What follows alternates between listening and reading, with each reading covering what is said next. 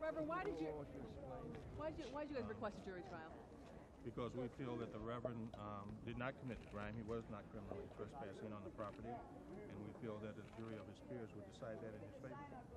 The judge has set a trial date of November 26th.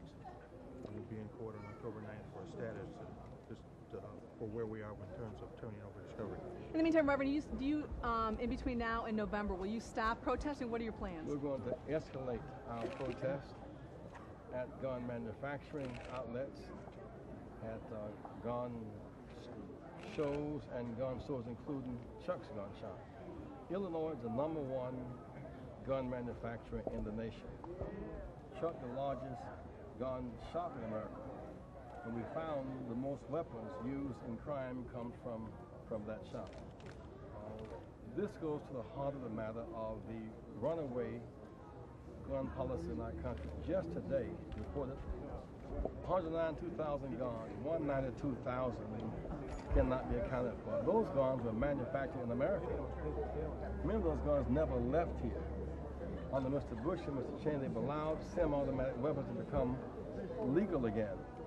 AK-47s, M16s, Uzis, rocket launchers. As we fight a war on terrorism in Iraq, we vowed to stop the flow of these weapons. Here we supply the flow of these weapons. So we must fight for a revived ban on assault weapons.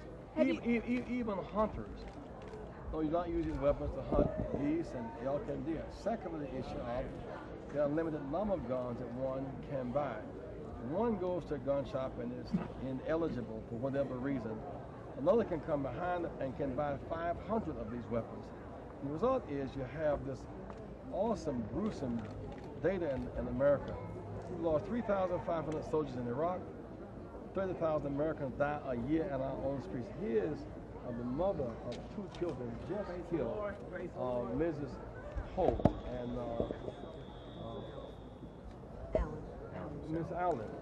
Children buried within the last 6 weeks because of this easy access and flow to guns. Have you tried having a one-on-one conversation with these gun shop owners rather than going and storming the place? This is about, first we didn't storm, don't say that, that's disrespectful.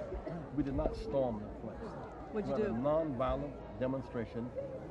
We stood in front of the store, and Chuck said to us, only you and Father Flager can come in.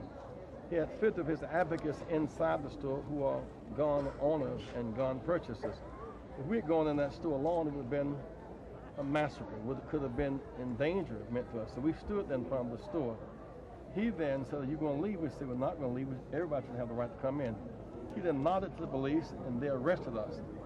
In the meantime, he pushed me, which Father Flager can describe, and we filed a complaint. The police would not accept our complaint. We have a civil right to complain. If they accepted, they would have to have arrested him as well. But here's where the Riverdale and the NRA comes together in this situation. If a woman files a complaint that a man has violated her, if she signs a complaint, he must be arrested and go through the process. They will not allow us to file a complaint. What did they tell you? They just refused.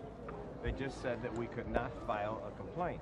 And we believe that we have a civil right to make a complaint against John Riggio. But that day, John Riggio filed a complaint against us and had us arrested for doing nothing, standing on a sidewalk. We asked to file a complaint against John Riggio, who pushed Reverend Jackson, and we were both standing there as well. There was video that saw it, and they would not allow us. Now, why is it that John Riggio's word is accepted, but our word is not accepted? So whose side is the Riverdale police on? And is it on the side of Chuck's and the NRA, or is it on the side of civilians who have a right? Anybody should have a right to file a complaint. This whole thing by them, the arrest, was a distraction and intimidation. If they can somehow make us think that they're going to stop us by intimidating us by arrest or by distraction, they're fools. Because we're not going anywhere, and we're going to step up. You're going to try and file the complaint again? We intend to meet with the appropriate district attorney officials to appeal to them to have our complaint accepted. But the issue is much bigger than Chuck jostling with us. The issue is that we are the most violent nation on earth. We make the most guns and we sell them. We make the most bombs and we drop them. Illinois is the #1 gun manufacturing state. Chuck, #1 gun shop distributor.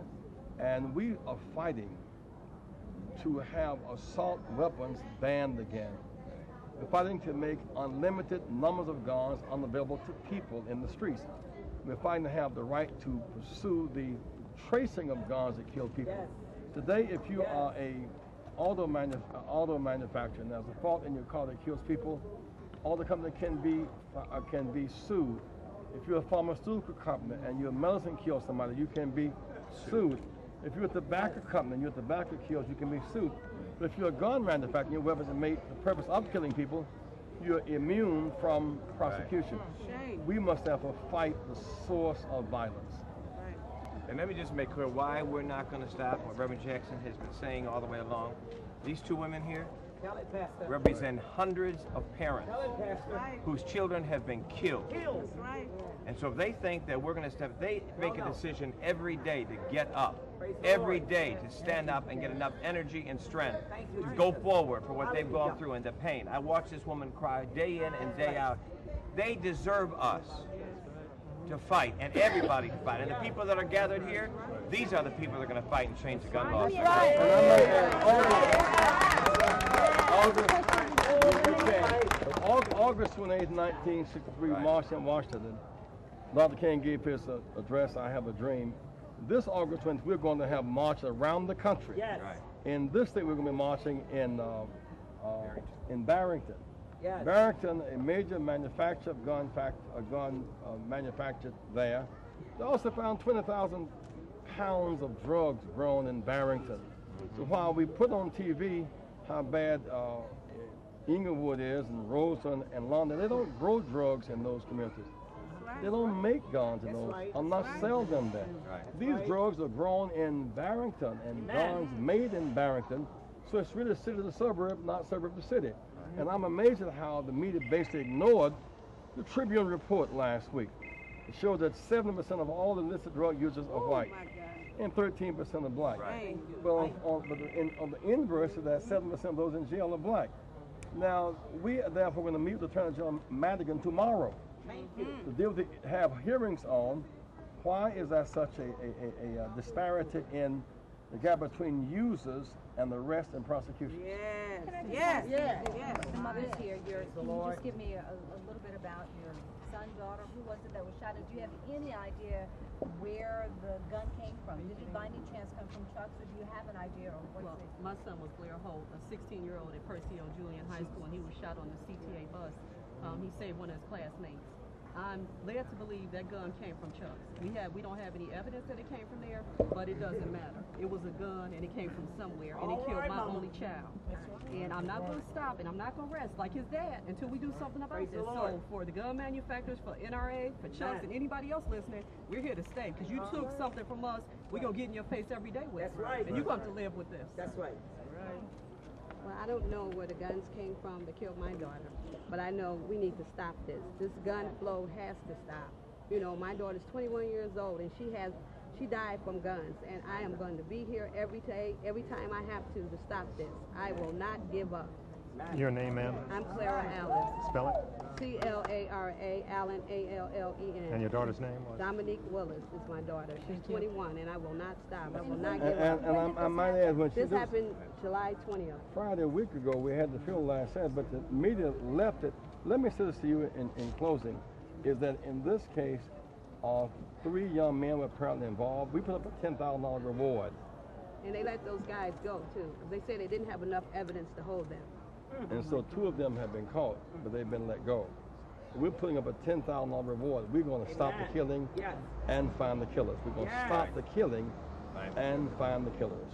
Man. Thank you. Thank you. Thank you.